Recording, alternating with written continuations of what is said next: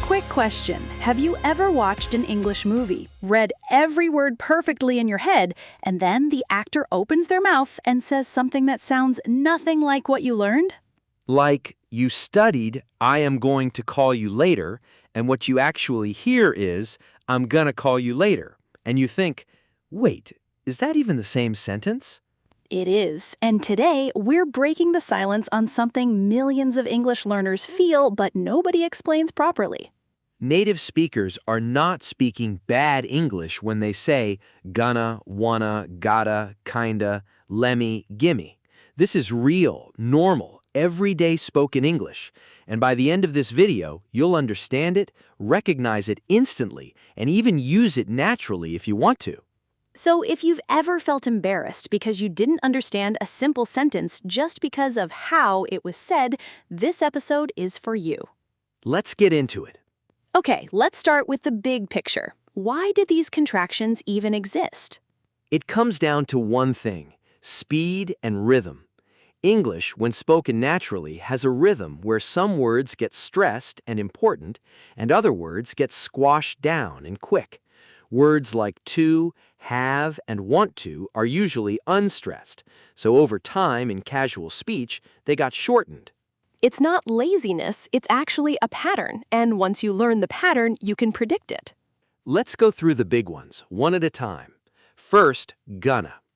Gonna replaces going to, specifically when going to means future plans or intentions, not when going to literally means moving toward a place. So, I'm gonna eat dinner soon, that's a plan, so gonna works. But I'm going to the store. Here, going to means physically walking or driving somewhere. Native speakers generally do not shorten this one to gonna the store. That would sound strange. That's such an important distinction. So gonna is for future plans, not physical movement. Exactly. Next, wanna. Wanna replaces want to. Simple as that. I want to go home becomes I wanna go home. And it works the same in questions. Do you want to come becomes wanna come or you wanna come? Next, gotta. Gotta replaces got to or have got to, and it expresses obligation or necessity. I have got to go becomes I gotta go. This one is so common in everyday speech. I gotta finish this. We gotta leave soon. You gotta try this. Next, kinda and sorta. These replace kind of and sort of, and they're used to soften a statement, to make it less direct. I'm kinda tired sounds softer than I'm tired. It's almost like a verbal shrug.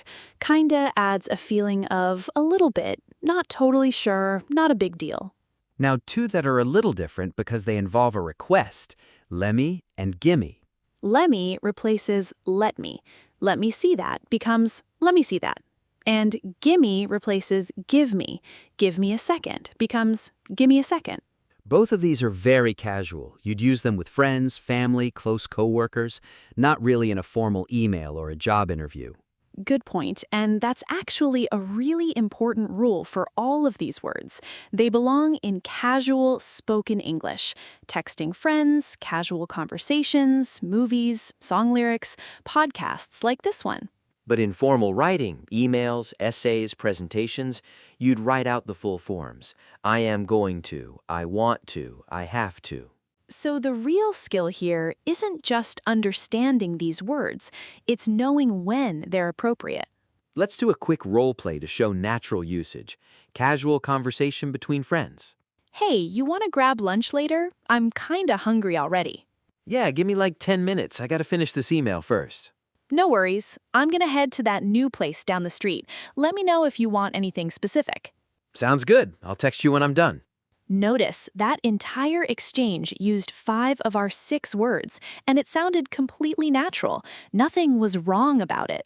If you wrote that exact conversation in full forms, do you want to grab lunch? I am kind of hungry. Give me 10 minutes. I have got to finish. I am going to head. It would sound stiff, almost robotic.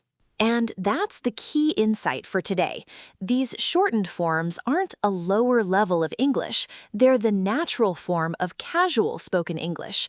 The full forms are actually more for writing and formal speech. Time for a listening challenge. We'll say 5 sentences using today's words at natural speed.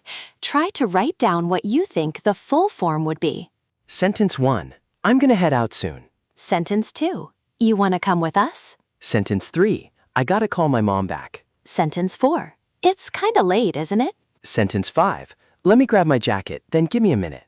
Okay, let's check the answers. Sentence 1. I am going to head out soon. Sentence 2. Do you want to come with us? Sentence 3. I have got to call my mom back. Sentence 4. It's kind of late, isn't it? And sentence 5. Let me grab my jacket, then give me a minute. If you got most of those, fantastic. That means your ear is already adjusting to natural spoken rhythm. And that's exactly the skill that helps with movies, podcasts, and real conversations. Section 6. Summary and outro. Let's recap today's big ideas. Big idea 1. Gonna, wanna, gotta, kinda, lemme, and gimme are not incorrect English. They're the natural form of casual spoken English. Big idea 2. Gonna is for future plans, not physical movement. I'm going to eat, yes. I'm going to the store, no. Big idea 3. These words belong in casual speech and informal writing, not formal emails, essays, or presentations. Big idea 4. The pronunciation pattern is consistent. Stress the first part, shrink the second. Big idea 5. Training your ear to recognize these forms instantly will massively improve your listening comprehension for real-life English. Movies, music, podcasts, conversations. Your challenge this week? Next time you watch a show or listen to a song in English, try to catch one of these words, just one, and write the full form in the comments below. We'll be reading and replying, so don't be shy. If this episode helped you understand native speakers a little better, hit that like button. It really helps this video reach more learners. Subscribe so you never miss an episode. We're here every single day. And share this with a friend who's ever felt confused watching English movies without subtitles. Thanks so much for spending this time with us in your English room. Keep listening, keep noticing. You're closer than you think.